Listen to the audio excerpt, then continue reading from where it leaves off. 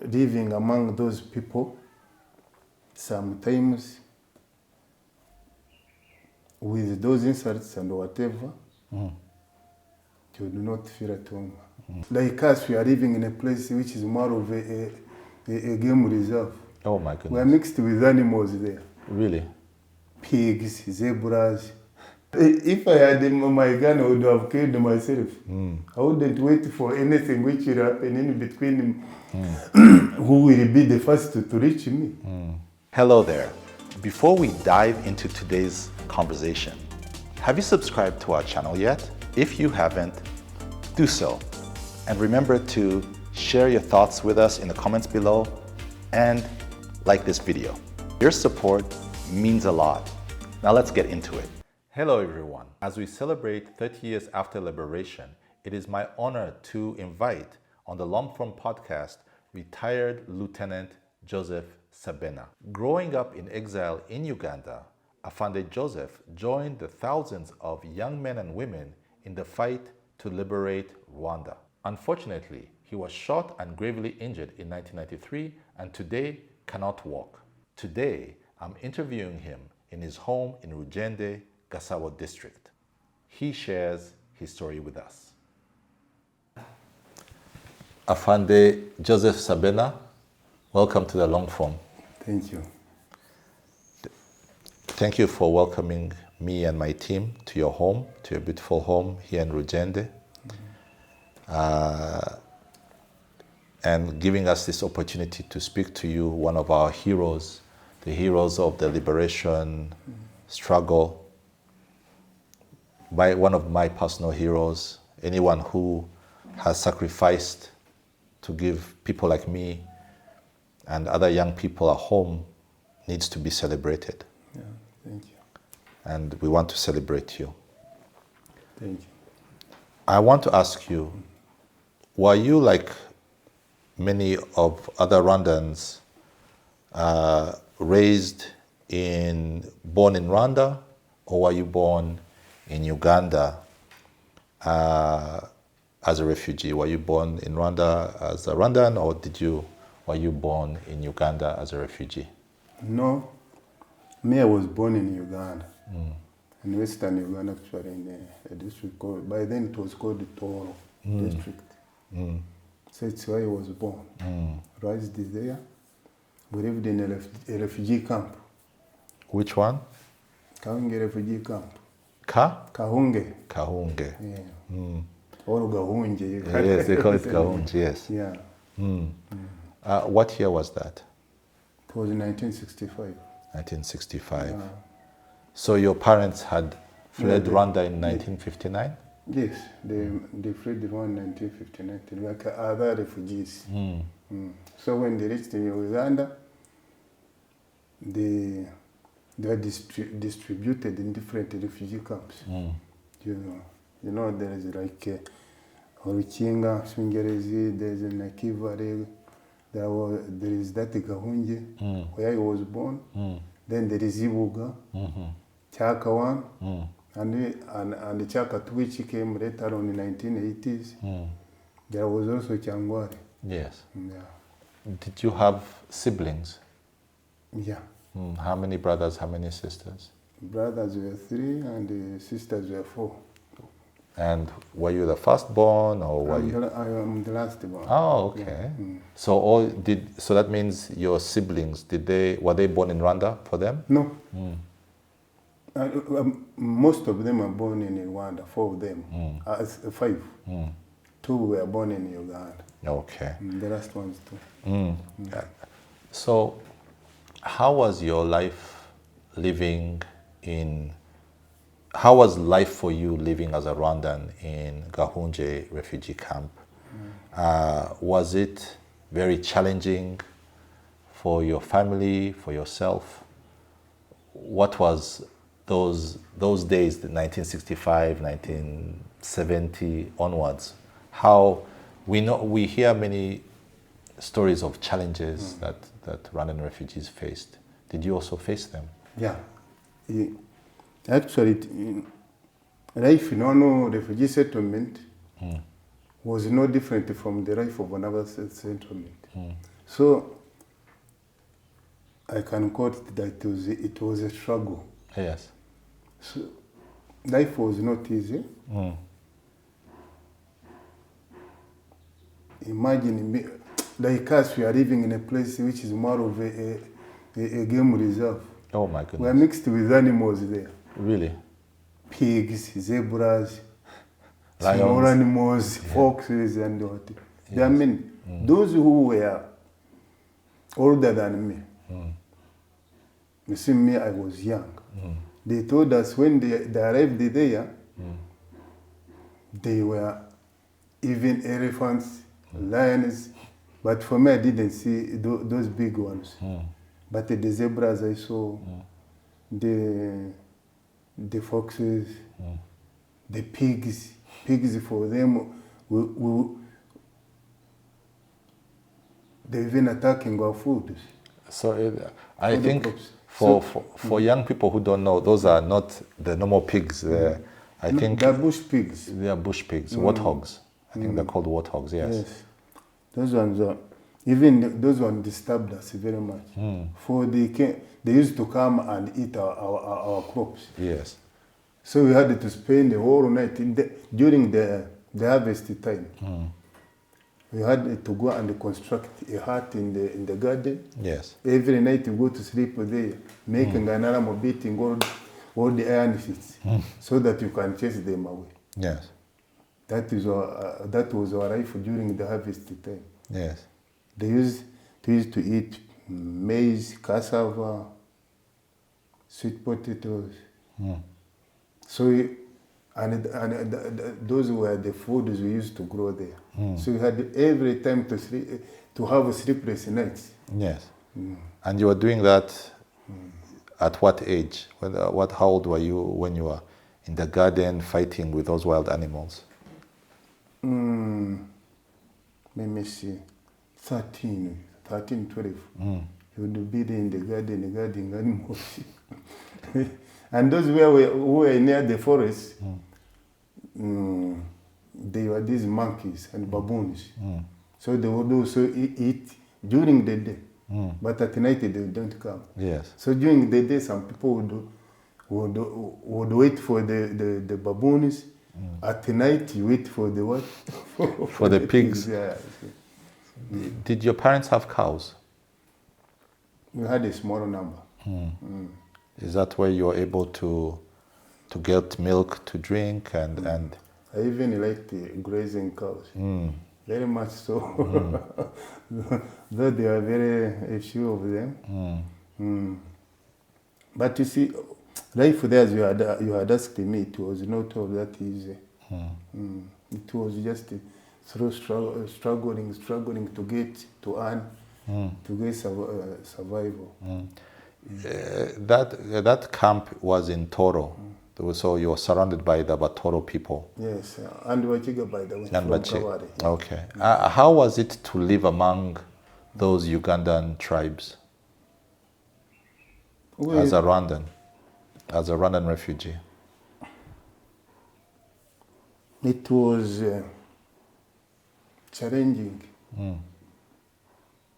There are some of them, not many of course, we are having that the tendency of this xenophobia. Throwing insults at us, every time telling us that we go back to our country, where it had reached even in schools. But a small number, not all of them. You see, it is isolated cases. So it was, well, there were some who were friendly, but the others you find that they are hostile.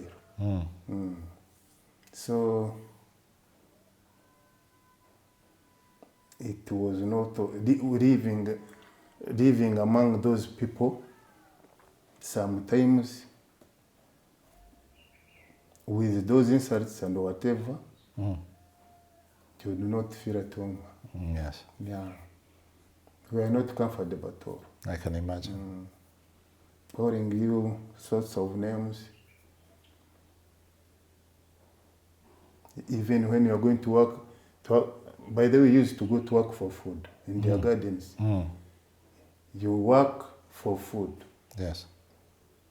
So even working for them, they would tell you bad things. What things would they say? Yes. Like what? Like calling us like lazy people. Yet you're working for them. Yes. Yet they'd call you lazy. That we are lazy, we don't dig for ourselves. Yes. The throwing insights at us. So it was hard, really. And then there were another way we survived, which was like a struggle, is that people survived by taking produce to Kampala and Kasese. Taking like maize. Luckily enough, we had a train that used to pass our place, Kasese, Kampala. Yes. So the young guys would take maize, beans, peanuts to Kampala, Kasese. They take their eggs, and by taking that produce, it's to get what they wanted to get. What? School Money. fees. Ah. Guys would go there, like say, they study from Monday To Friday. Tuesday, Wednesday they go to the market to look for eggs. Yes. They keep them. On a Friday, they board the train. They go to Kampala, Kasese. They sell their eggs, they sell their groundnuts. Then they come back Friday, Saturday, Sunday evening. They come next morning, they attend the school. They have paid the school fees. Yes. Is that what you did? Did you ever do that yourself? Me, I didn't. I tried once. What happened? But when I went, I found that it was not all that simple. Just imagine, in the train, it was lawless. If somebody beats you, there is nothing. You find people jumping from windows, throwing sacks on top of you, others having... So, the first time I tried, I went... Do you remember how old you were when the first time you tried? I was about... let me see. It was like... about 15. So, I went home. Actually, I was eager to go to Kampala and see people, because those young boys who went there would come and exaggerate about how the city looks. Yes. See, Kampala is like this, tall buildings, whatever. In the train, they tell me how they go all the night eating sugar cane and maize. Boiled maize. I said, no, that life, let me go and taste it also. Yes. So, when I went home, I asked my mom, help me, give me some beans from the granary. She said, go and collect. I took 20 kilograms. I told another boy to go with me, to take me to Kampala. The first thing I experienced is that I encountered was that people were entering the train using any opening, the window, the door. They used to call it Kayora. It's a bus that takes everything. That's why they called it Kayora. Yes. You go mixed with chicken, with goats, with sheep, everything. So when I reached Kampala, my beans, they said that it was of poor quality. Oh my goodness. So I sold at a low price. Yes. They compared it to my colleague. Yes. For him, he knew the best beans they needed. Yes. The so-called number, it was this. So for me, you see, at the first time, even malaria caught me from From Kampala. yeah. I saw him at a place called Namongo. Then I came back with malaria. Yes. That was my last attempt to go to Kampala. Yes. I abandoned for good. So did you then, instead of becoming a trader, did you concentrate on school and? Yes. Yes. I mixed both. No, domestic work, then grazing and going to school. Yeah. By then I was at Timpanga Primary School. Then primary 5 or 6, I went to Rwanda Primary School. Was that still in the Toro area? Yes, the same settlement. The same settlement. After there, I went to Fort Portal. Joined the St. Leo's College. Chegove. Yeah. Yes, that's a very well-known school. That's where you finished. That's where you did O-level. Yes. After O-level, I went to Kampala.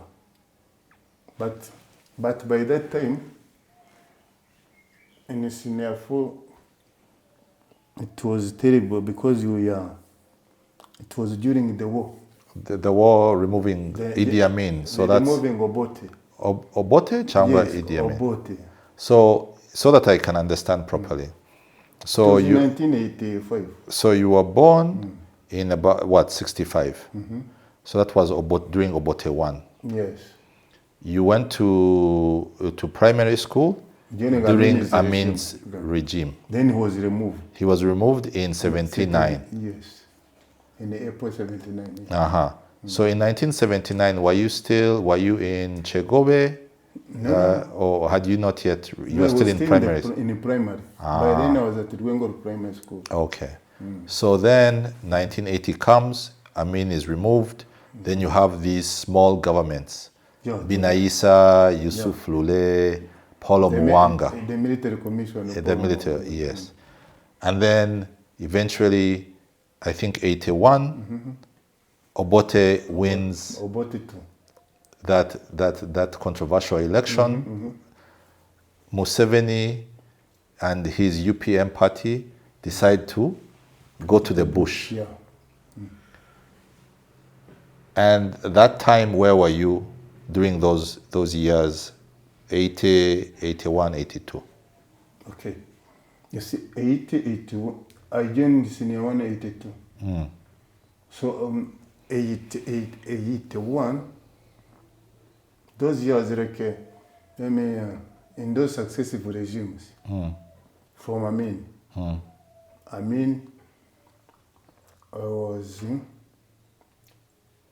at Rwanda. Then Amin is removed, comes Rure. Rure goes, Binaisa comes.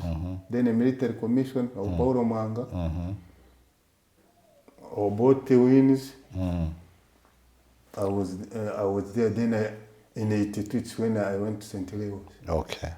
When the NRA Bush was beginning. Yes.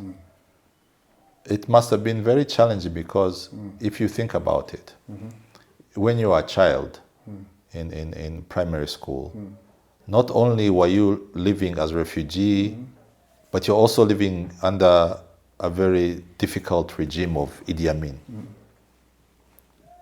Did you ever deal with the Idi Amin government and you say, because there are many stories of him being, a dictator, someone who would kill people. Did you never had a bad experience with his government? I didn't. Yeah, you see, for us, we were happy with him when he removed Obote. Yes. For Obote, was harassing us. He wanted even to repatriate us. By force? Yes. So with Amin, at least we had to breathe. Yes. For all those years. For even some Banyarwanda joined his army. Some are some are surviving. You see. So at least in our settlement, no problem with that. at least we breathed. They did not terrace us. Yes. Around us. What was happening in Kampala, I don't know. Yes. That was very familiar. I was in the village. Yes. But according to our settlement and our place, there was no problem. 82. Now you're no longer in the village. Now you're in Fort Portal. That's where Chegobe is. It's around the Fort Portal area. But that is also now the NRA is fighting. Museveni's forces are fighting in what they call the Luero Triangle. Did that affect your life as a young student in any way? It was affecting us. We were being harassed because of being Rwanda. Oh, you became harassed again? Yes, they are saying that some Rwanda went with who? With Museveni, President Museveni in the Luero Triangle. So that came to us also. They said, you know those people, so you also support us and sympathize us. So it was terrible, the years between 81 to 85 actually. Really? At the school, in the settlement, even people around us. When Amini was removed, those people around us, you asked them. The Bachiga and the Batoro. Some turned against us, those who were around us. They had even said that they are going to kill us. That they will kill us. They started sharing our property, saying that, may I take that cow, this one I do that, I take his house. Lucky enough, it's when we found that there was this, when the western axis of NRA passed our place. They went, when they went, no, that was 79, sorry. In 79, when Amini was removed, like some children at the school, in the primary. I remember them, we used to share with them sugar cane and whatever. But when we went, during lunch time, when they announced that Amini was removed, they chased us with the stones that, where are we going? Amini is removed now, that they are going to beat us. You see? So, to survive them, we were lucky that, we are lucky that in those people who removed Amini, there was a Fred. Fred Wijama. Yes. Late. He became a good commander. So the indigenous people were confused. These people thought that they are coming, now you see they are also Banyarwanda. You see? So when they saw him, they stopped harassing us. They said even in Bakombozi, the liberators, who are coming from Tanzania, they are also Banyarwanda there. So they reduced harassing us. But then now Obote has come. Now the harassment increases to new heights. Yeah. But to be clear, it was isolated cases. It was isolated cases.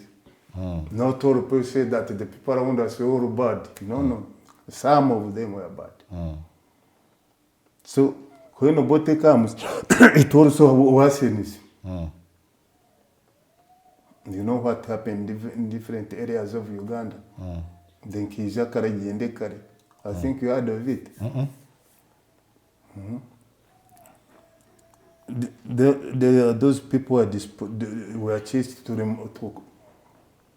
move away from the villages. Like people we are not staying in the settlement. I remember that some people came from Ruweru, others came from other parts of Ankole. They chased them to come back and live in the camps. Okay. Yes, in the camps. I think that's when even that Shaka 2 was formed. 1982. So when during Obote's regime,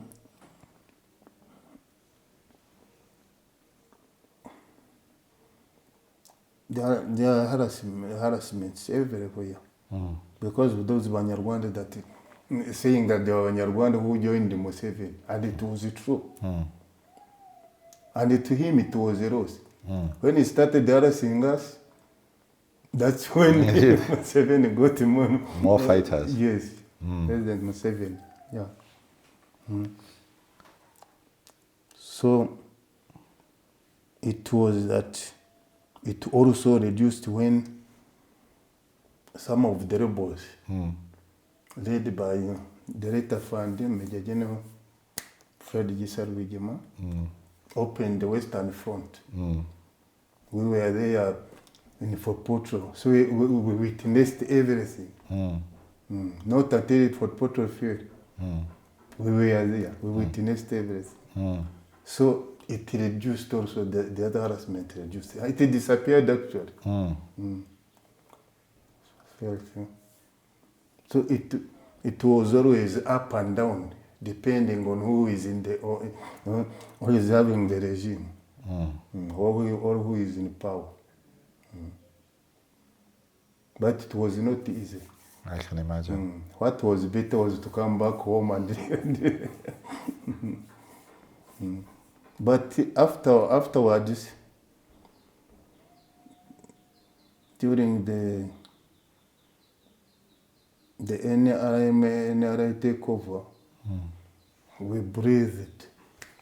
So you've as you said, around 84, 85, 86, Afande Fred Rwigema leading the rebels of the National Resistance Movement took over that Western Front. Yes. So that is Bunyoro, Fort Portal, Kasese, yes.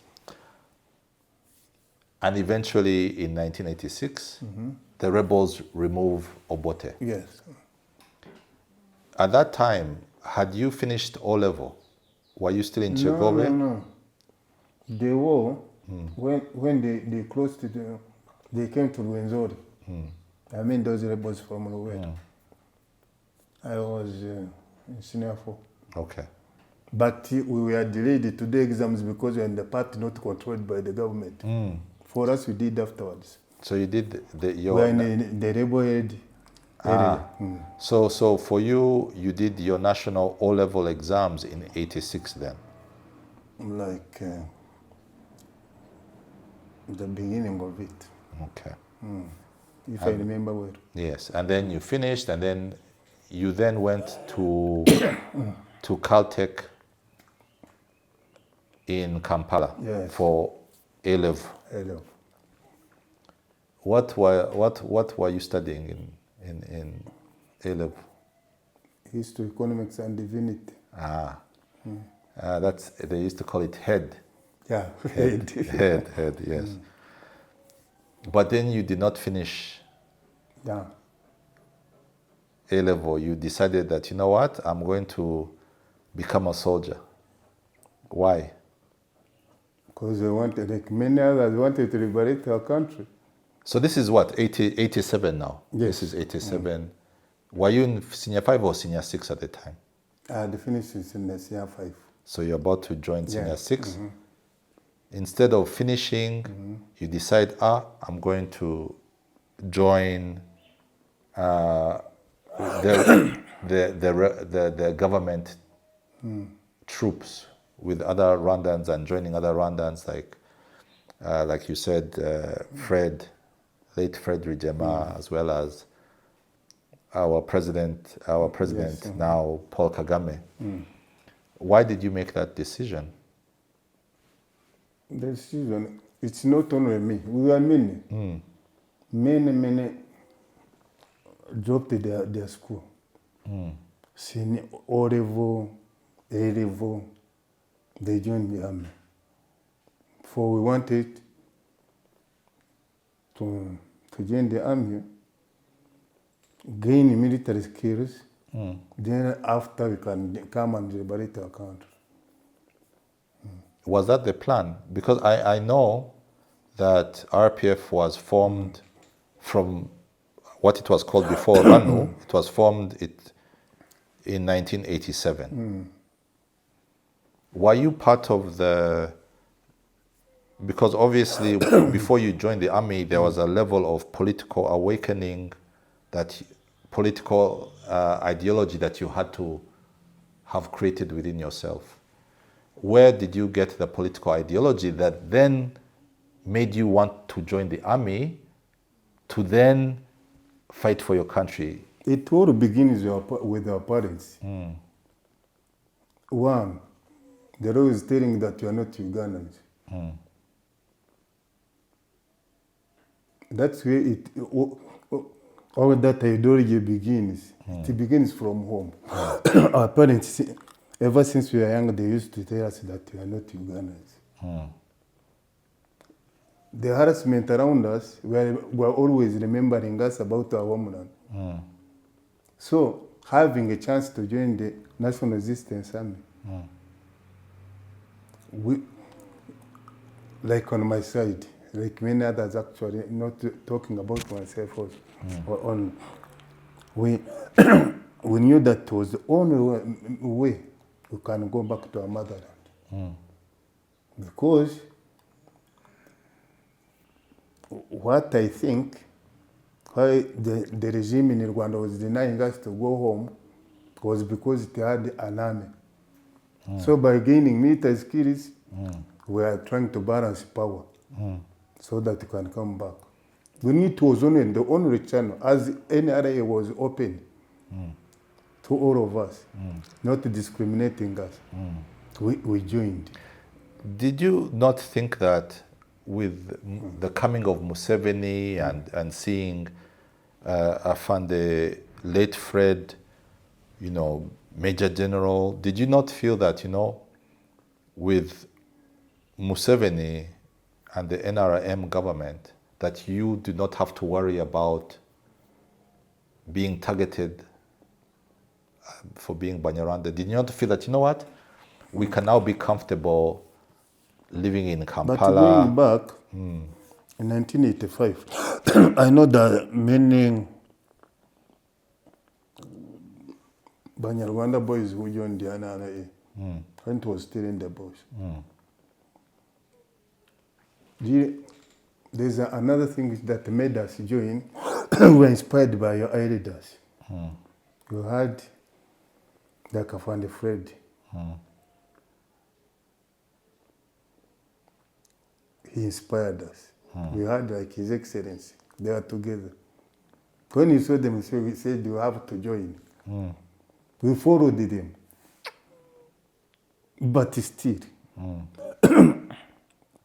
there are some rumors which are moving around that Rwanda is going to be liberated. So all those things made us join the army. There are rumors around.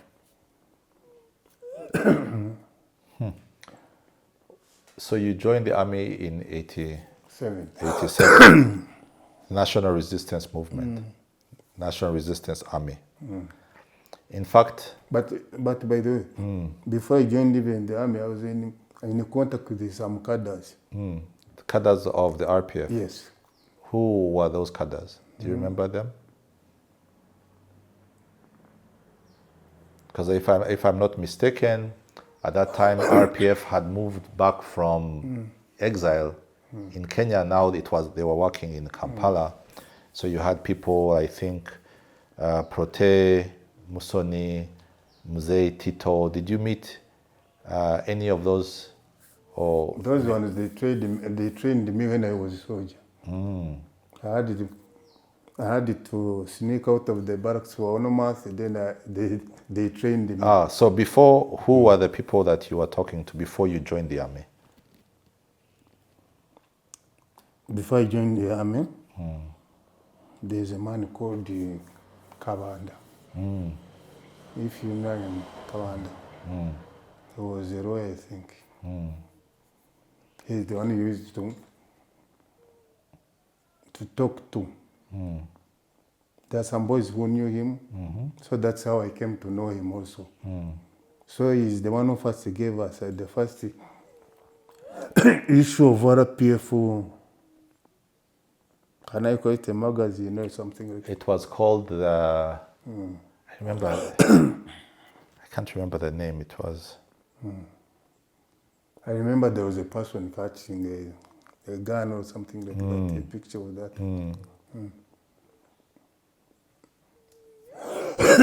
So me, when I joined the army, I had not done the cadetship. I joined, then I told my colleagues that we keep on in contact. So that when the cadetship is also there, I come and join. So in the barracks, I tricked them. I told them that I was sick. I faked something like a sick leave. So I was given 1 month. Yes. I went and attended for 1 month. So that's when I met those people talking of. Like Zait Tortarimara, Potash Musoni, the late Nyumba, Yes. Christine Motoni. There are many Yes. who were instructors. Where were those instructions being held? Around the Kampala in separate place. Yes. Okay. So you were there for a month learning... In the concealment. Yes. Learning politics, RPF ideology. Yes. We were 2 soldiers, by the way, in that cadetship. Do you remember the second one? It was you and who? He died during the initial stages of the struggle. I remember his own name. It was called Montfort. Montfort. Interestingly enough, when the battalion that you were in, the first battalion was led by another well-known Rwandan hero, Major Chris Bunyenyezi. Can you tell me, we don't hear a lot about him, what kind of man he was, what kind of commander. We know that he was one of the senior officers when the Rwandan War of Liberation started, but we don't know anything about him. Can you tell me about your experience with him? You see, we stayed together for a short time. For me, when I joined training, I joined the 19th Battalion. So that the 1st Battalion was coming from the north. They demanded recruits from 19th Battalion. It had come to replace 19th Battalion from Rubiri Barracks. So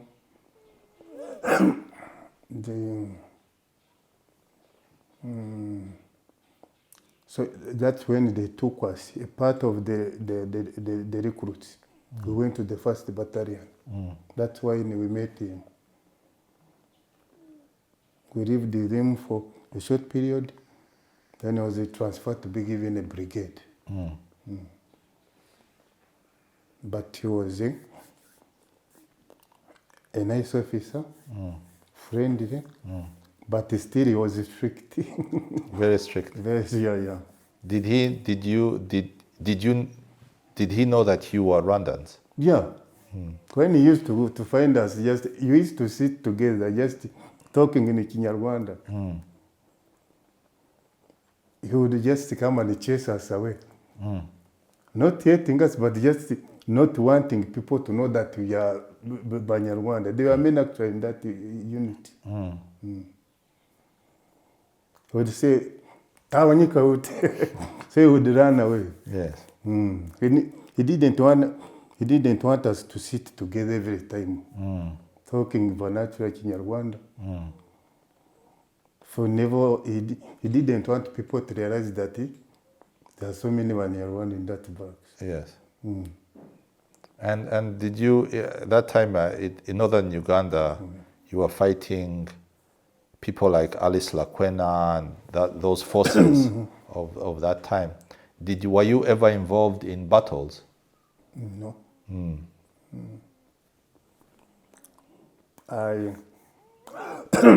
My battalion, the battalion I joined, had come from front line. So it did not move back.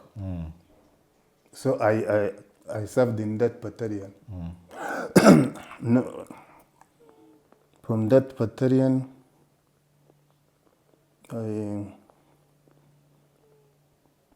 I worked in the division. In the division, there was also a political school. Where I was a political instructor and the admin. After that, I was lucky to be sent on the coast of the Soviet Union, the former Soviet Union. You went to Russia? Yeah. No, I was in Belarus. Russia, with its capital Minsk. So it was one of the republics. I'm going to ask you a question. Did you enjoy being a Ugandan soldier?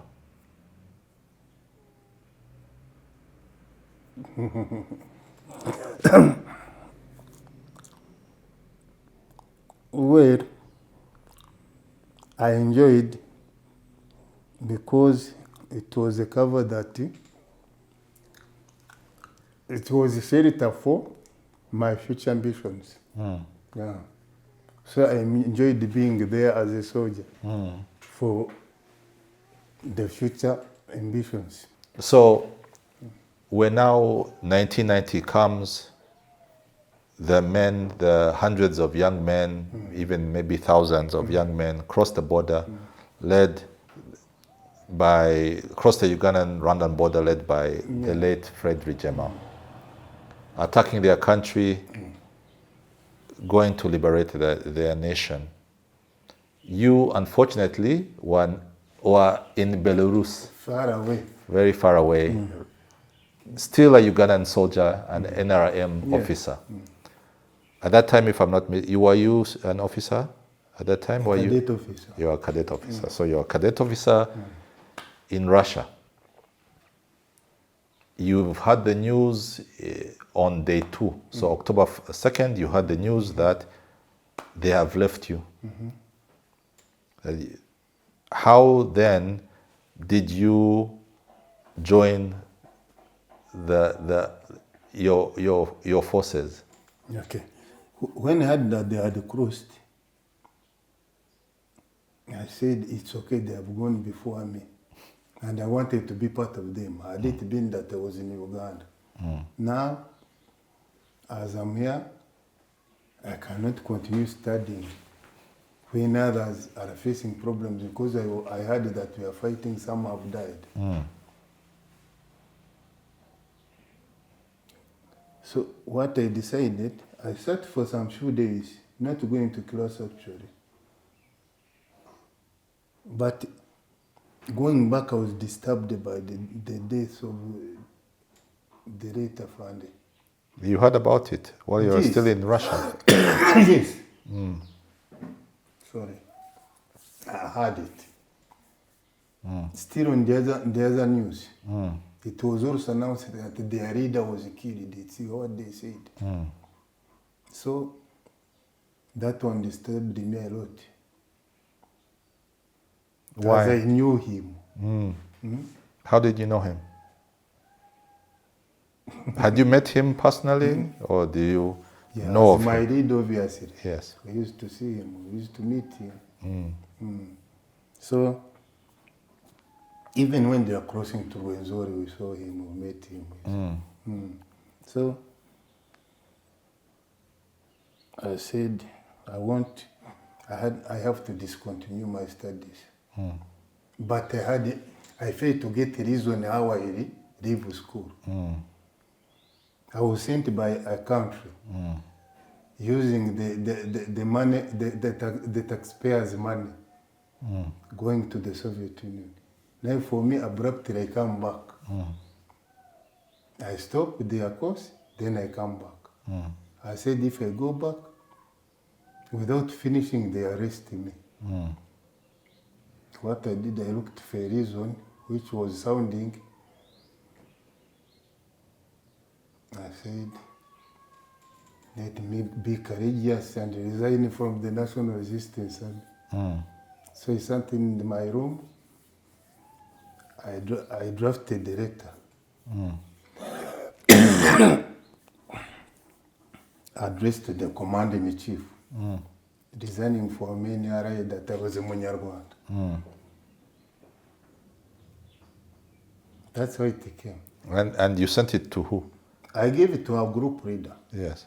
So the group leader called Moscow, the embassy in Moscow. And they said said, that you come here, we see you. You come with that guy. When I said, I told him that I'm in Rwanda. They had nothing to do. But then did they not did they not know that you are Munyarwanda when you are a cadet officer? They didn't know. You called yourself a what? The colleagues, we were about 9 from Uganda.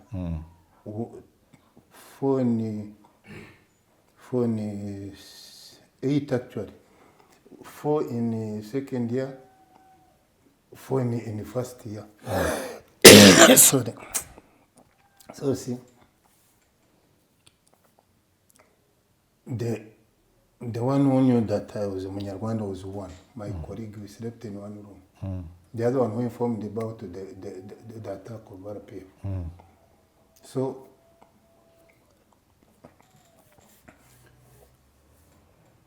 when I told it, actually the other guy, the group leader. I took the letter to the group leader. When he read the title, the man couldn't believe it. He called his colleagues. We sat there was a small meeting. He told them that this guy, you see, he's not a Ugandan. That he has resigned.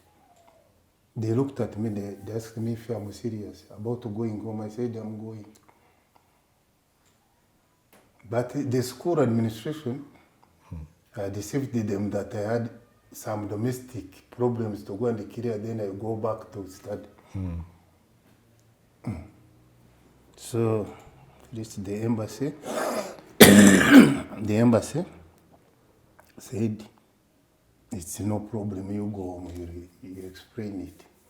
So the other letter, why I wrote it to the president, because the commander-in-chief was having a strong message to a strong person to defend me on the way through Kampala, not until I get connected to the cadres, RPF cadres. So that's how I came. I reached Kampala, and I reached there. It was hard to get connected to cadres because for me, I thought that all people had gone to Rwanda. The able-bodied people had crossed the border, said they used those cadres. So it was after some time that I was able to get connected to the cadres. In the small house somewhere in Kampala, they even surprised to see me knowing their place. It was in a concealment. Funny enough, I was directed by a Ugandan officer. So the Ugandan officer, when was that? Was that still 1990? 91, like in February. So when did you How did you leave that house in 91 to then join the forces? I found them there. So they told me to come the next day. Obviously, when that house was full of cadres. They were there, many cadres, even those senior cadres who had trained me. They started questioning me. Have you come to know this place? I told them. It was a Ugandan officer who told me. Yes. Even do you remember who the Ugandan officer was? It is late. He was the... Late who? Actually, he's the one I met. He was the late Pecos Cortez. He was the CTR, Chief Training and Recruitment. Okay. Okay. Actually, I showed him the other letter. Yes. To the president. You see, the first day I went to the army headquarters, I showed the letter to the director of what? Of training and recruitment. That's Pecos Kutesa. The chief was not around. Okay. So the other Lieutenant Colonel, the director. So the letter, I said, no, this one is for the chief. So he told me to come another day, to come and see the chief of training, the CTR. So when I came, I went to the office of the CTR in the morning. When I showed him my letter of resignation, he looked at me and asked me, "Any kinyankore ngo mwana ucyari aha ningo kaburo contact." So that is still here, or you don't have contact. Yes. I told him that I found I don't have contact. Yes. He said, then he gave me a plan. He gave me a plan. The whole map. You go to this place, this avenue, this terrace. So it's where he found the cadres of RPF in the house, just going on a map. Using a map, I reached that house. When I knocked, the Nyumbas were there. I remember they were there with the other new cadres even. So they were surprised to see me there. They said, how have you come to know that you are here? I told them I was directed by my boss. I found it so and so. So they started asking me questions. I was just laughing because I knew them, most of them trained me, the cadreship. So I said, I attended the second cadre of RPF in this place, this time, this year. So we started to become friendly. We became friendly. I was no longer hostile or a stranger. So they told me that they gave me time to come back. Going back, I told them that I have come here to get contacts to cross over the border. They said, you go, you will come and check. You see if there's someone going to cross. When I came back, I knocked and knocked. There was nobody. The house was vacant. It was empty. I looked. I tried to peep inside. They had vacated. Yes. It seems they realized that the Ugandan military knows where they are. Yeah. So getting them the second place, it was very, very hard also. Luckily, one time I was lucky to get someone who directed me to another place. I don't know. The person, I haven't seen him. I was told that we are going to Mbundu's place. So that's where he went. So you went to Mbundu's place? Yes. Okay. It's when I get reconnected again with the cadres. Not until I went to another place in Australia. Of Kampala. Yes. So they organized, they gave a date, they said that I keep on standby. Not until I saw one day this Direct Buitari, I don't know if you know him. He was Captain Buitari, he died. It was like 2 years back. So he's the one, by then he's the one who was correcting those who are coming and the deserters they had captured from Kampala. So I came with the deserters. I came with the deserters.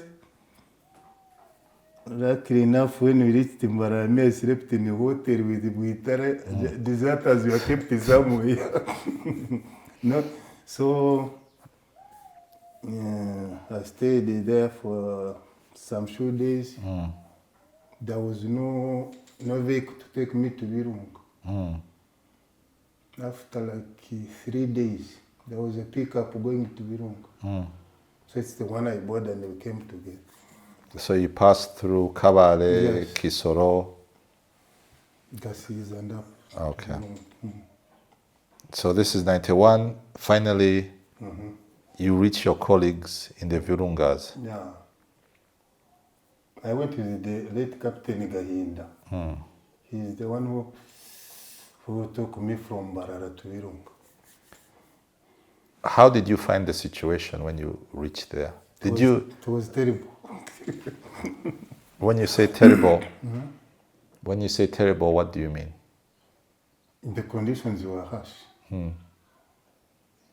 People, it's beyond. Take your time. People were just, you saw all the people I knew had died. Most of them, they died here in Kagera during the initial stages. The Bunyenyezis and those. Even other colleagues. Those ones are left in school, those ones are left in the army. I would ask somebody, where is this one that he died? He died in Kagera. In Virunga, you would find people were too thin, hungry faces, tired. In their cardigans, all coats over. These coats, long coats, with the boots, very weak. Some with no shoes. Others had tattered trousers. Very weird. It was the others with looking, actually somewhere suffering from malnutrition. So the condition was not good, really. To me, it was strange. The person coming from what? You meet such a situation. Yeah. Did you not feel, because did you not feel that maybe you had made a mistake? The place even was too cold. Did you not feel that, maybe I've made a mistake, maybe I should go back to Uganda? No. Why? I was going to share the problems where others are sharing also. We are going to share the same problems. It would be wrong to say that to me, no, let me go back, it's not good. No. I was happy to join them. To me, I was happy to experience what they went through before I came. Yeah. It's more to that, it was, we were in the same line of liberating the country. Though it was harsh, but it was necessary. So finding them in those hard conditions did not make me regret that why did I come here, this place which is no. What I knew, it was one of the stages of a liberation struggle. Is the suffering? Yes. And it is what it's what meant sacrifice. When you sacrifice, you go through hardships. Life is not smooth. See, so those hardships you go through make you stronger. Me, what I wanted when I reached there, I wanted to get a deployment. A deployment is what I wanted. To get a unit where I can join. You see, by then I was at the general headquarters. General headquarters was just sitting there. You are not But fighting. for me, I wanted to join the fighting forces in the front. Yes. Yeah. Did you get your wish? Yes, I was deployed. I was deployed in Chad Battalion. Who was your commanding Commanded officer? by Late Mitchell. Mitchell. Yeah. Seconded by Late Karimanjengo. Did you enjoy fighting? Yes. It was a part of what it's like asking a farmer that enjoy a hoe, digging. So that is our hoe. It's our garden. When you are fighting, you become happy because you're engaging the enemy. We are engaging the enemy. Like when we, for instance, when you attacked him, we would be happy because we would get somewhat charging some things from him, like guns, uniforms, tents. You see, like there is one even used to find their food. And they were eating rice and meat. Yes. And sardines. Sardines, yes. Yeah. You just get just some. You find in a pack there is a sardine. You have been living on a cup of imvungure. Yes. Now it was changing diet. Yes. So you'd fight, and there were those. That you would also get lucky when you occupy the land. Means you are moving ahead. Which battles were you involved in? Do you remember? The battles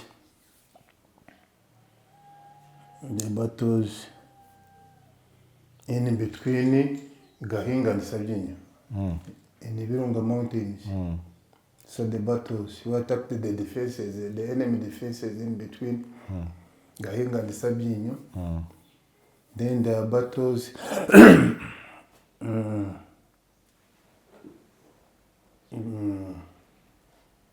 there's a place in the Virunga after Sabinyo.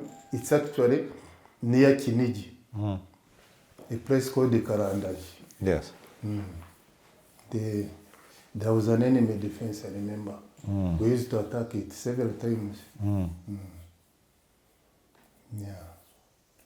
Actually, they are concentrated there, those attacks.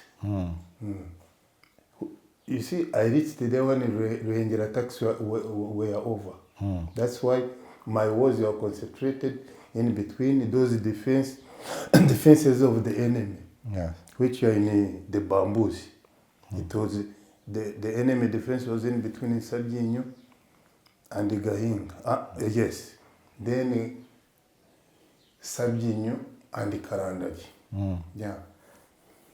During that time, did you ever have a chance? Those were wars in Virunga. The other was here in northern Rwanda also.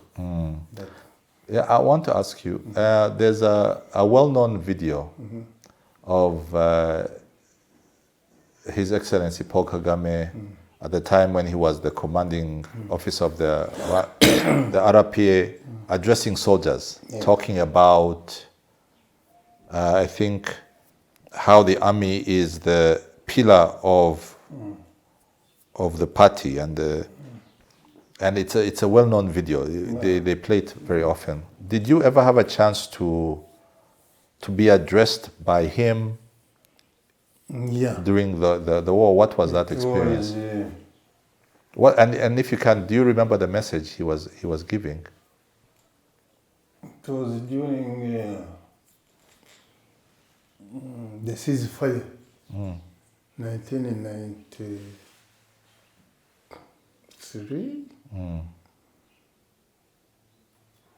1993, I think. He visited us in our areas. For me, I was in Western region, in the northern province, in the current Burera. By then, it was Butaro. I remember he visited us. He made us with the soldiers. It was a big mkutano. He came visited us. I remember behind him, Runaba Church, there is a playground down there in the valley. Then afterwards, he met officers at just around Runaba parish. There was a small vacation school. It's where you met. Do you remember what he told you? It was a general briefing. By then, he was visiting all the units. So A briefing about the situation. About the situation, even telling us the whole of it, how it stands, in the army by then. It was a general briefing. that same year, 1993, that you're speaking about, you were unfortunately, like many soldiers, I guess, when you go to war, you shoot and sometimes you get shot at. Unfortunately for you, you were shot and injured by a stray bullet. Do you remember what happened that day? You see, that happened during the. Actually, there is an operation which was carried. The one they call Yamunani, something like that. It was very much or something like that. Yamunani. So, for us, our units had passed where went through Virunga to Ruhengeri. Others, there are some attacks. The units were in Mutara were attacking their places also. For us, we attacked Ruhengeri. Some forces went from Butaro through Chidaho, Ruhengeri. Then we met. Chidaho, Humba, then Ruhengeri. So it was that when we moved, there are some soldiers who remained behind.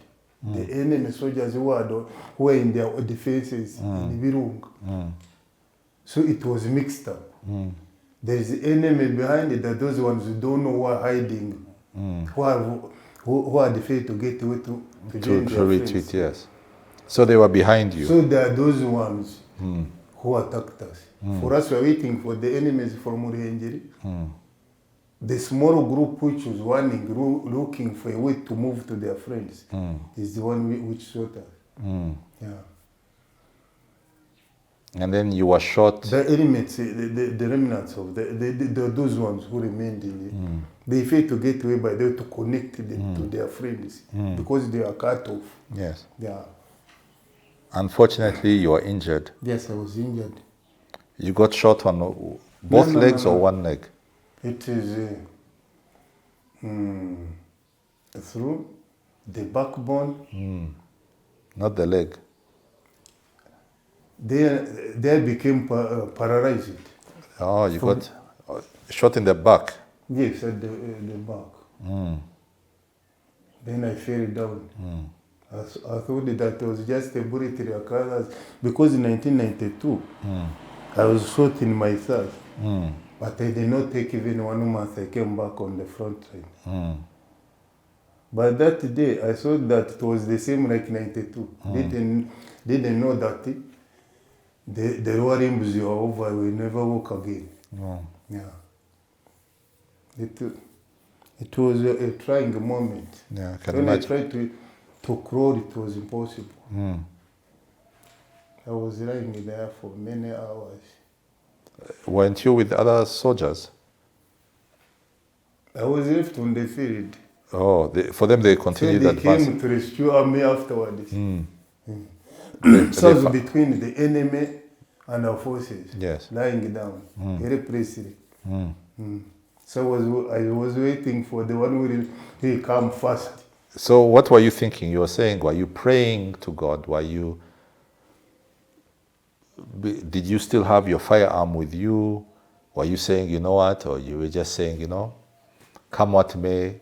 What could you remember? I didn't have it. If I had my gun, I would have killed myself. I wouldn't wait for anything which will happen in between who will be the first to reach me. I would have shot myself. So you just waited. What is going through your mind at that moment? That ambush made my escort scatter. They scattered. Others were together. We were with other commanders. Actually, that day another commander died. That same for them from Yes. that same attack. Yeah.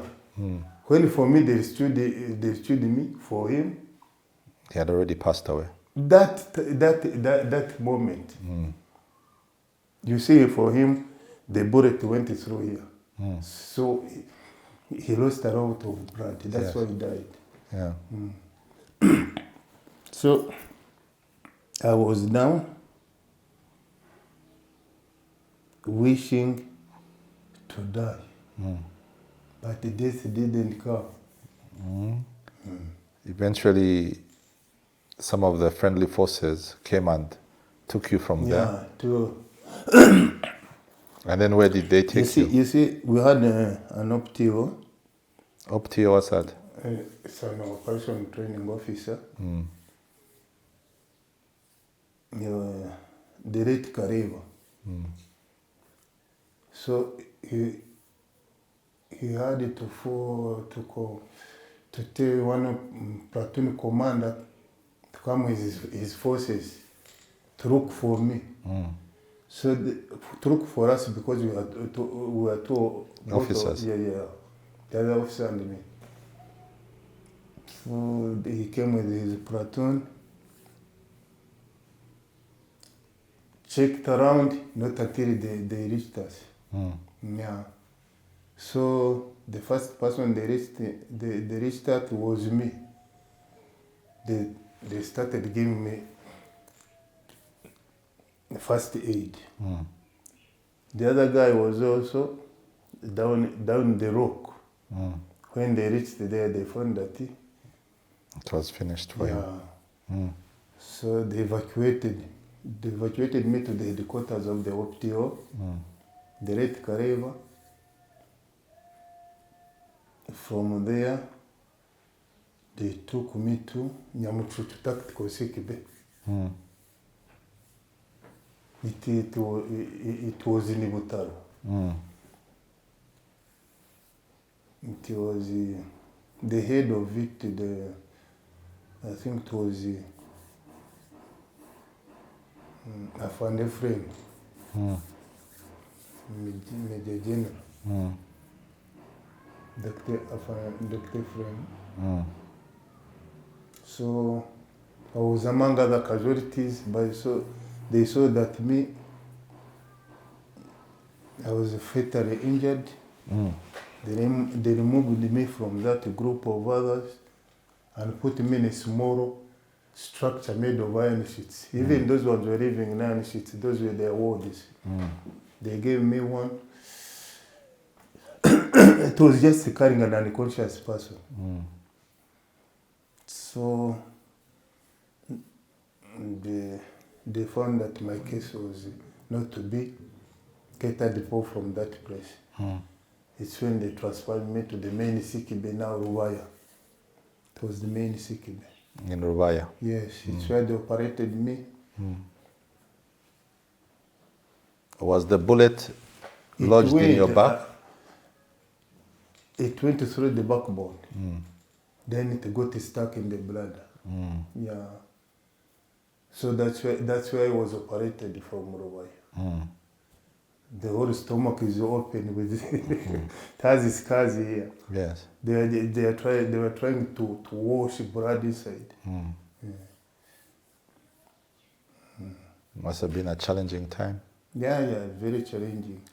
So our wards, our rooms were just structures made of iron sheets. And those were the theaters. But thankfully you survived all those, but then obviously you don't have the use of your legs.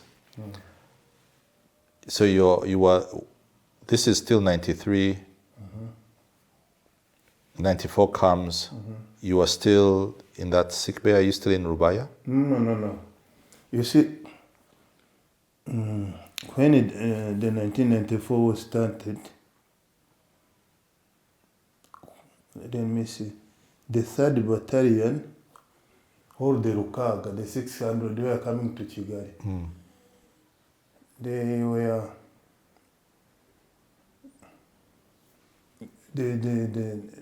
They stayed in a place called the Virunga. I was down in the valley in the Sikibe. When they all started, our forces capturing places, areas. They shifted us from Rubaya to Kiziguru. Those with severe wounds. The other ones who were somehow strong, they went through Jumba. There was also a sick bay there. So for us, went to Kiziguru. July 1994, that's when we were shifted from Kiziguru to Kanombe. After liberation? Yes. And when you got to Kanombe, did they try to do any other medical treatments, any other surgeries? Or were you... They're treating wounds. You see, after getting paralyzed, I developed the bed sores. All this part, from waist to the legs. I was counting them, there are more than 10 wounds. Each side, it was double. I think, so for people young people who are listening to this, who have never been in war, they don't know. I know what a bed sore is. Can you explain what that is, how that happens? You see, if your body loses senses, actually sometimes they call them pressure sores. You see, like a person, you see we are sitting like now, as we are sitting. When you are tired, because you feel, you stand and stretch. Yes. So that blood can flow all over the body. But for us, when you get tired, you don't feel it. There comes the pressure in the joints. When that pressure remains there, the place rottens. That's where the wound comes from. The bed sores, normally, that's why they call the bed sores. Because you always lie down. The attack person is always down. So they normally attack joints from my experience. I had 2 here on the hips, 1 on the back, 2 here. On my ankles, 2. Then here I had wounds. There were about 10 of them. By dressing them, a person who would come to dress me would take about an hour. Cleaning them? Cleaning the wounds. Yes. With the deep holes inside. Actually, they kill if you are not well treated. They can kill you. Yeah.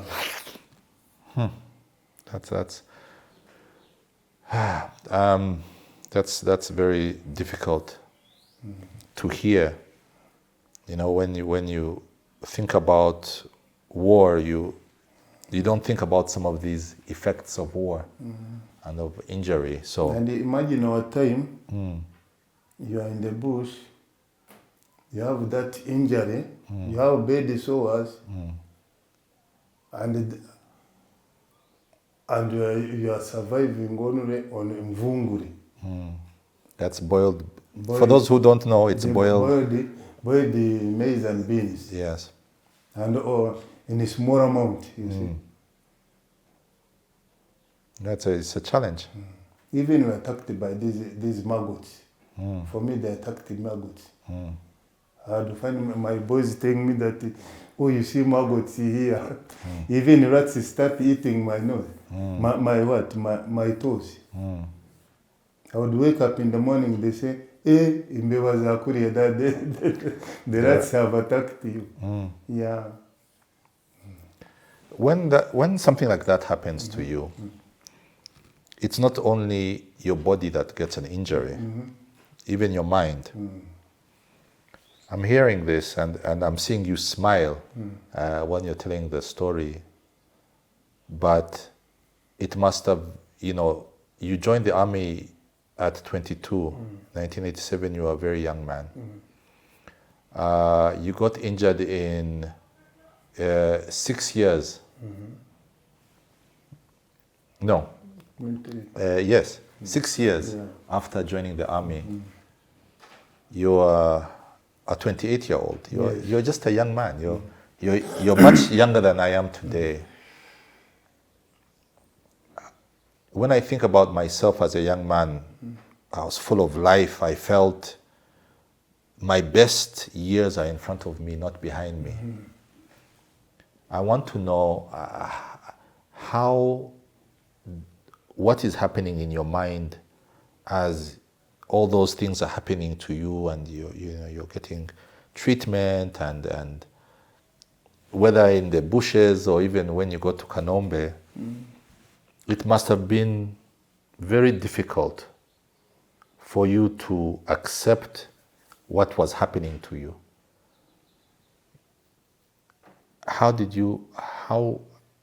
First of all, what was going on mentally?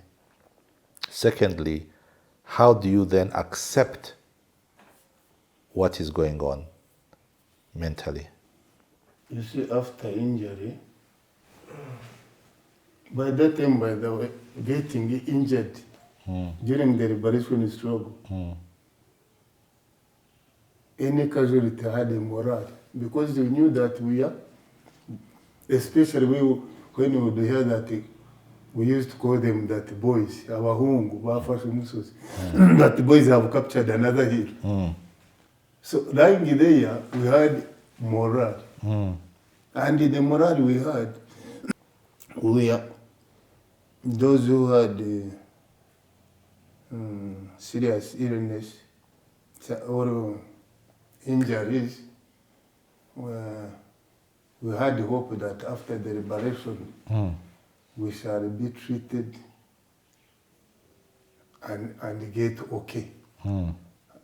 So that we can go back to the front line. We didn't know that it was a paralysis to make us live for all our lives. So the morale was not down there. We knew that it is hardships, it's a struggle. What was good enough, we are advancing, you're advancing. Yes, we are defeating an enemy. So, as we came to Kigali, after doctors telling us that we'll be like that until we die, it's when we lost the morale.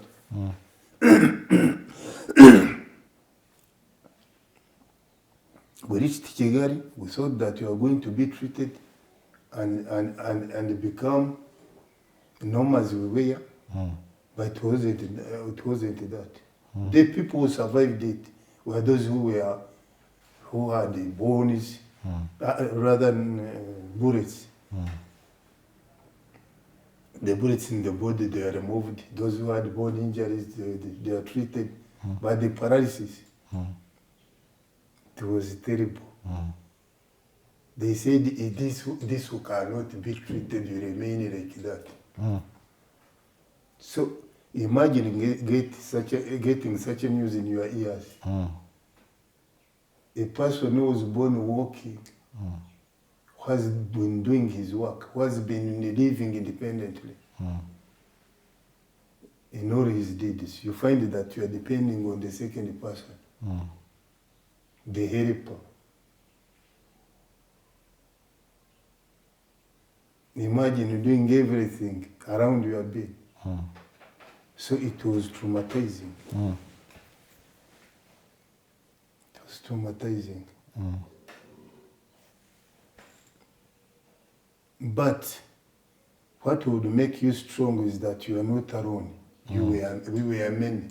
For instance, in Kanombe, about like 70 of them.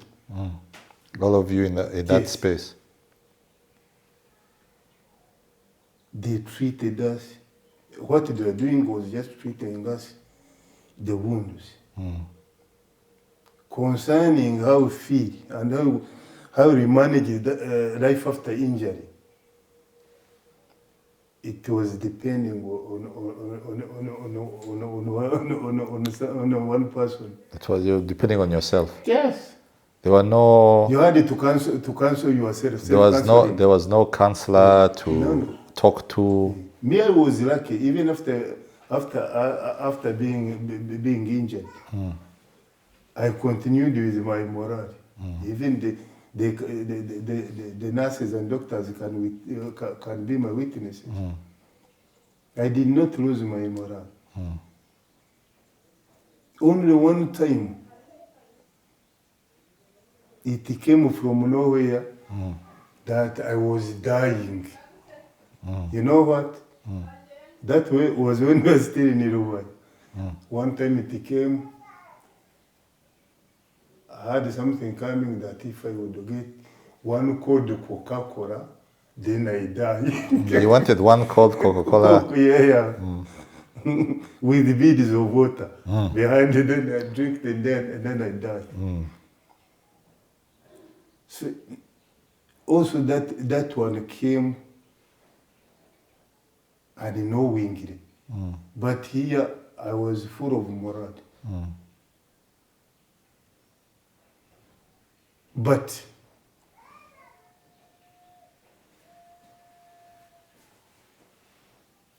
you see, I told you that when you think about your life before injury, it always it disturbs you. It needs the strong heart to cancel yourself. One, you have to know that there is no any other choice. Secondly, if you are lucky, you find that people, they have friends who love you, they loved you before when you are not injured. It makes you strong. Another thing which made cancelled us really, it was the government programs. One, we had to go to treatment. Secondly,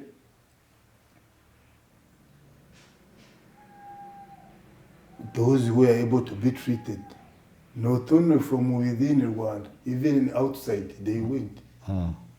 So they couldn't blame the government. It was because your sickness cannot be treated anyway. But others, our colleagues were treated. So slowly by slowly, I came to get used. And you were in Kanombe hospital from 1994 up to 2009. First 3 years were disturbing. But I didn't feel that I had given me, I had given myself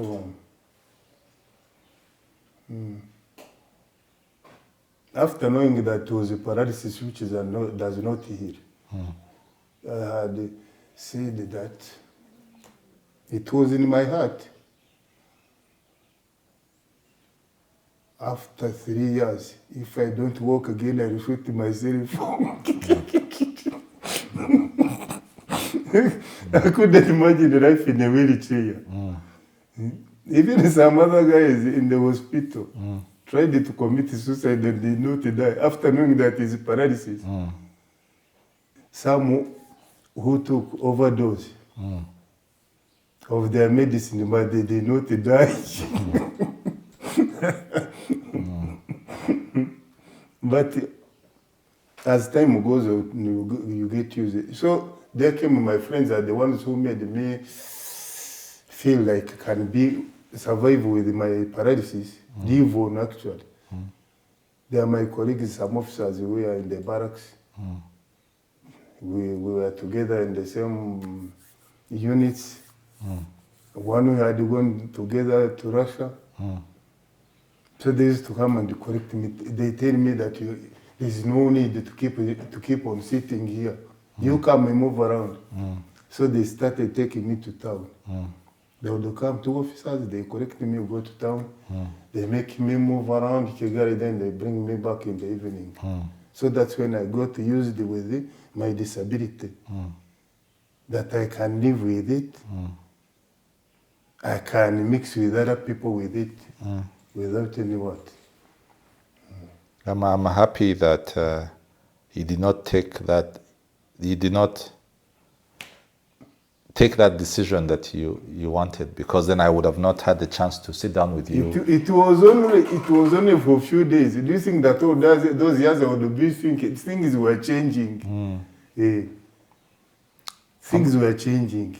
It was only that day I thought of it. I could but it wouldn't happen. Do you think that it would be first year, the one is the same, second year, third year? No. It wouldn't. So you were in. You told me earlier that you were in Kanombe Hospital, living there with the other soldiers up to 2009. But before that, you were in the army, in the RPA, up to what? When were you demobbed? 2002. 2002. So you were demobbed as a lieutenant. Yes. Lieutenant. And then you continued. So 2002 up to 2009, you are a retired lieutenant living in the hospital. 2009, things changed. They built homes for the government built homes for injured troops, former troops, disabled ex-combatants. And that's where we are now, in your home. I want to ask, this house, it was obviously given to you for free. The government, You did not pay for this home. But going back, how I changed I accepted to live with my disability. I was lucky to meet the other. They are disabled people, but not soldiers. So I was lucky. I met them. They had some trainings. It was in 2012. They were trained by people from JICA about disability. It's when we learned about disability. When you learned about disability, I found that it was not me. Disability is not me. Disability, I found that was an environment. What do you mean? And attitudinal barriers. That means disability You see, for me, this is an impairment, loss of function of some part of my body. Yes. Disability, it goes to the what? To these ramps, the steps. You see the steps, inaccessible toilets, inaccessible environment in general. Then there is also that thing which can disable you mentally, like the attitude of the people towards the disabled people. They see you as incapable people who cannot manage anything, who are there to be only helped only. It's that what outlook. It's as if people do not see any value in you. Then yeah. So as I go to those trainings and knowing my rights about the UNHCR, United Nations Convention on Rights of Persons with Disabilities. It's when I got opened, I said, after disability, life goes on. People, they remove barriers. Let's ask for our rights, to ask the society to remove barriers, empower us, then we also become free. We enjoy the society the same what? In the mainstream society, we join it also. Do you feel that society has improved since the first time you got injured? Yeah. Society is changing. They have begun to understand what disability is, to give value to a person with disability. They have started to remove barriers. You see the buildings around Kigali and other places actually. Public buildings, private buildings. Even some people can find them in their homes. Only that they need more to know about the barriers. Some people go and put their ramp entering a house. It's a public building. But if you put their ramp and I come, do you think that the ramp is enough or I need to go and I reach the toilet? You have put there a ramp, it's okay, but I not be able to enter the toilet. The door is very small. If you enter inside, you find that the toilet is not disability friendly. So those are things that, if even vehicles, they are not accessible. A range of them, we don't access them. That's why we find us sitting home every time. Now do you think that I can board the Ritiko? I cannot. Means that I remain home, I'm not enjoying the services that citizens are enjoying. I'm discriminated in some way with regard to what? To accessibility. Yeah. Even in some public buildings, you find that they are not accessible. So not until all those are put in order, it's when I feel that you have reached somewhere. When I can move from Rugende, board a car, or a bus, I go to town, I enjoy like any citizen, then I come back, I reach my home. Without a person behind me, by the way. Because I need to live independently. Pushing me every time, it does not mean independence of a person. You need to also, you see, when you do some things independently, you become proud of yourself. Like if I go and shop things and I bring them myself. If I go to town, I also move around like other people, any other citizen. I enjoy tourism like any other person. After that, I board the bus. I come, it reaches me home. That's when I feel that accessibility has reached its climax. When you look at the country, where it is today, do you feel that your personal sacrifice was worth it? Yes. Because you see, as you see, many of the things we are fighting for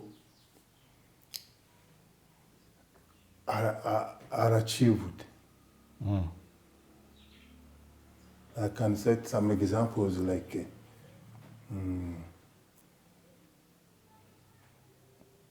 Rwanda of all people, not Rwanda of some people. You see, before I came back, it was for those who are inside. But for us, we are there forcefully. It was not our way. So, as we came back to our motherland, that one is okay. It's worth it. We fought, we sacrificed to bring back our people, our parents, our slaves, and regained our nationality, our citizenship. We go to our homeland. Another thing is that you can see economically. It is in three spheres: economically, social, and political. Politically, you see, like that one I mentioned before, people are back, people are living together, there's no discrimination, it's what we wanted. We are all Banyarwanda. Like this program, government program of Undo Munyarwanda. We are all Banyarwanda, living together. You move freely. Nobody asks you that you are from which district or Karere long ago. There are these IDs. There is this thing of Tutsi, Hutu, and whatever. The ID is Umunyarwanda. It is not a discriminative ID. But before it was there, before the genocide committed against the Tutsis in 1994, that is an achievement. Economically, you see the industries, the factories around the country. You see the roads. Me, I am a witness because though I was sick, but I used to see a place around me like Kanombe. If you would bring somebody who is outside, who knew Kanombe before and hasn't come to Rwanda, and sees how Kanombe is, he would not imagine, he would think that is another place outside Rwanda. It was very poor, very poor. Sometimes, like, I used to move to town, all those places of Gishushu, Giporoso. You go to Nyarugenge. So you see, it has changed. Even the lives of people have changed. They are earning, they have earnings through Giringa. They are getting what? They are putting themselves together in the cooperatives, getting loans. So you see, there is a big change.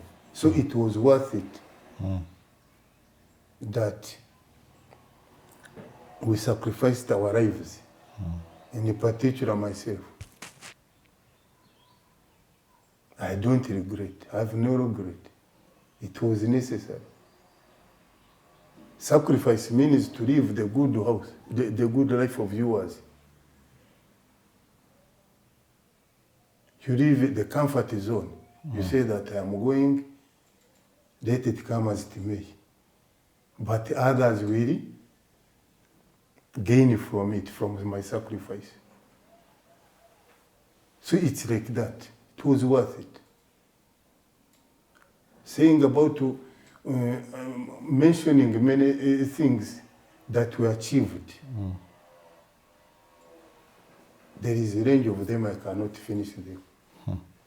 But for me, I have no regret. It is worth it. It was worth it. Afande Sabena. That's all. Thank you so much for talking to me. Thank you so much for welcoming me into your home, sharing with us those stories. And from me and my entire team that's here, we want to honor you, not just today, but also in the years to come. But before you close, you see another thing like an achievement and the sacrifice which was good governance. You see, under the leadership of His Excellency, our President Paul Kagame, we have achieved many things regarding the ex-combatants. For instance, we have the law that protects us. It's there. I think it was passed in the Parliament in 2007. That law to the ex-combatants, disabled ex-combatants, we have benefits you get from the government. The benefit number one is like this house. It was provided to me by the government, even my colleagues. You see, you saw this settlement, how it is. And there are many in the country. Like in Kigali, there are around 8. There is Javana, there is Mukuyu, Sri Kanombezi, there is Rusheshe. Then you come to Kabuga, Masaka. You come to Rugende here, then you go to Moyombo, Morea, and many others in Mutare, Nikayonza, in every district. That they benefit one. Benefit two. We are given substance allowance. Monthly subsistence allowance. We are treated 100% medical care. All the bills are catered by the government. You are treated within the country or outside the country. If they find that your sickness can be treated outside, they take you there. Another thing, there are some taxes we are not supposed to pay. It is on the part of the government, the government services. These papers, the Morenje papers, this Irembo, whatever. There are some things we don't pay. It's the government. When you get sick, as I'm here at home, when I get sick,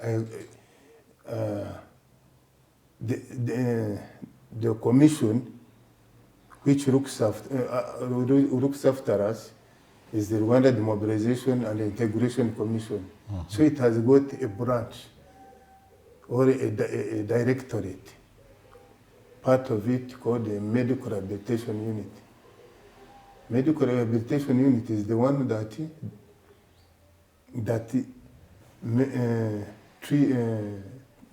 cares about health.